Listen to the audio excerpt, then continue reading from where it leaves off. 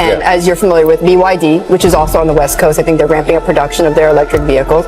Warren Buffett owns 10% stake in that. Why do you laugh? BYD is trying to compete. Why do you laugh? Have you seen their car? I have seen their cars, yes. In fact, at the Berkshire Hathaway meeting, I saw their cars. Tell me why you're laughing. You don't see them at all as a competitor? No. Why is that? I don't. At some point in 2023, something happened that should have made front-page headlines on every automotive outlet, every business channel, and every EV forum on the internet. BYD, a Chinese company most people in the West still can't pronounce correctly, quietly outsold Tesla. Not in China, not in Asia, but globally. And the response from the Western automotive world was basically silence. No emergency coverage, no viral moment, just quiet panic behind closed doors and a 100% tariff on Chinese EVs slapped down a few months later. Today, we're breaking down what actually happened, what BYD built to make this possible, and why the real story here is far bigger than one quarter's sales numbers. The moment. December 2023. BYD reports 526,000 pure electric vehicles sold in that quarter alone. Tesla, that same quarter, delivered 484,000 sales. For the first time in automotive history, Tesla was not the world's largest EV company. The company that took that title, founded in 1995 in Shenzhen, China, started with 20 employees, $300,000 in starting capital. And here's the part that matters: 0 cars. BYD wasn't even a car company at the beginning. They were manufacturing rechargeable batteries for Nokia and Motorola. The company that just dethroned the most talked about automaker on earth spent its first decade making the batteries inside flip phones. That's not a rags to riches story. That's something else entirely. And to understand why it matters, you have to go back to where it all started.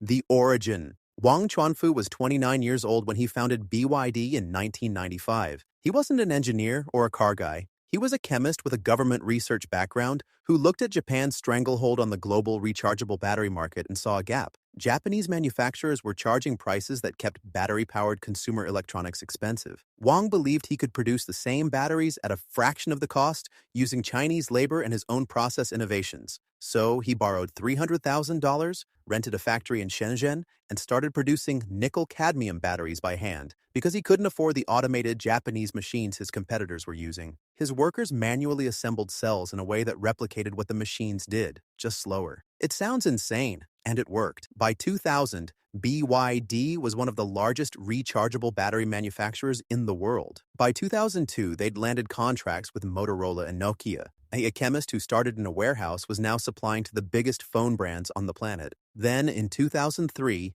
Wang did something that his own investors called suicidal. He paid $75 million to acquire Qinchuan Auto, a failing state-owned car manufacturer producing fewer than 20,000 vehicles a year and going nowhere fast. One of BYD's major shareholders was so horrified by the decision that he flew to China personally to talk Wang out of it. When Wang didn't budge, that shareholder sold his entire stake on the spot. He thought BYD was finished, and for the first few years it looked like he might have been right. BYD's first car, the F3, launched in 2005. It was a near-exact copy of the Toyota Corolla. The exterior shape, the interior layout, the instrument cluster, everything. It sold because it was cheap, around $9,000 at launch. Not because it was good, not because it was innovative, but because people who needed a car could finally afford one. BYD was a budget brand making copycat products, and almost nobody outside China paid attention. That context matters because what came next is what makes this story genuinely historic. The Weapon Blade Battery, March 2020. BYD holds a press event and unveils what they call the Blade Battery. On paper, it sounds like every other product launch: bold name, polished presentation, and aggressive claims. Except this time was different. To understand why, you need to know how most EV batteries actually work. Traditional lithium-ion packs, the kind in most Teslas, most BMWs and Volkswagens, basically most EVs on the road right now, are built in layers. Individual cells get packed into modules. Those modules get stacked into a battery pack. The pack goes into the car. And this structure has been the industry standard for over a decade. And it has one critical vulnerability: heat. When lithium-ion cells get physically damaged, overcharged, or short-circuit, they can enter a chain reaction called thermal runaway. One cell overheats. It damages the cell beside it. That one goes too. The whole pack ignites. You've probably seen the videos: EVs burning on the side of the highway for 6, 7, even 8 hours straight. Firefighters pumping tens of thousands of gallons of water into a car that won't stop burning. That's a thermal runaway,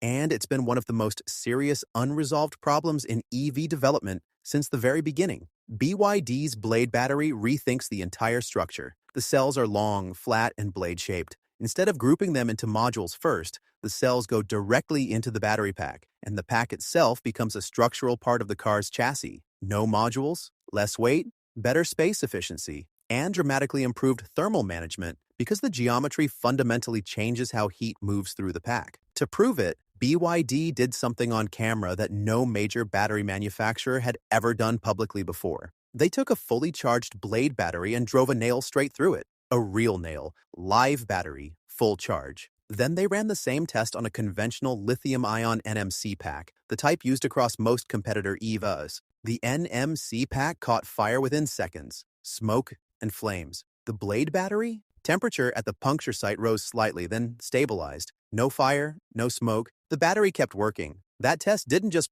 prove the technology was safer, it exposed in front of the entire industry exactly how much thermal risk existed in the batteries most EV drivers were already sitting on top of. Western automakers didn't want to have that conversation, but car enthusiasts noticed. Warren Buffett's bet. There's one chapter of the BYD story that almost never gets mentioned in EV coverage, and it deserves a moment. In 2008, Warren Buffett invested $232 million in BYD through Berkshire Hathaway. At the time, BYD was primarily known as a battery manufacturer. Their car division was less than 5 years old. Their first plug-in hybrid, the F3DM, had just launched and sold approximately 100 units in its entire first year on sale. Buffett doesn't invest in things he doesn't understand. His entire investment philosophy is built around buying businesses with durable competitive advantages and holding them for decades. He spent his entire career avoiding car manufacturers because he considered them too capital-intensive, too competitive, and too vulnerable to disruption. And then he looked at BYD, a Chinese company making low-end copycat cars, and put $232 million on it. His reasoning, as reported at the time, came down to one thing. BYD controlled its own battery technology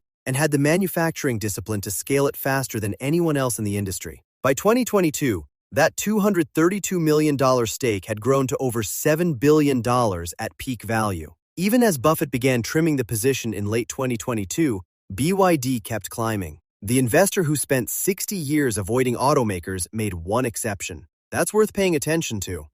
The West's response. So when BYD crossed the line and outsold Tesla globally, what did the Western world actually do? The United States announced a 100% tariff on Chinese electric vehicles in 2024. A 100% tariff means a BYD vehicle that costs $20,000 to produce and import would need to be sold at $40,000 minimum just to cover the tariff cost before any dealer margin, logistics, or overhead. It's a wall, not a speed bump. The European Union followed with additional tariffs ranging from 17% to 38% on Chinese EVs, stacked on top of the standard 10% import duty already in place. Here's what I want to be clear about. Tariffs are a legitimate policy tool. Countries use them to protect domestic industries, and there are real arguments for that. But what those tariff levels reveal is more important than the policy itself. When a government needs to double the price of a foreign product just to keep domestic manufacturers competitive, it's an admission. Open competition at current prices would be a problem the domestic industry couldn't solve on its own.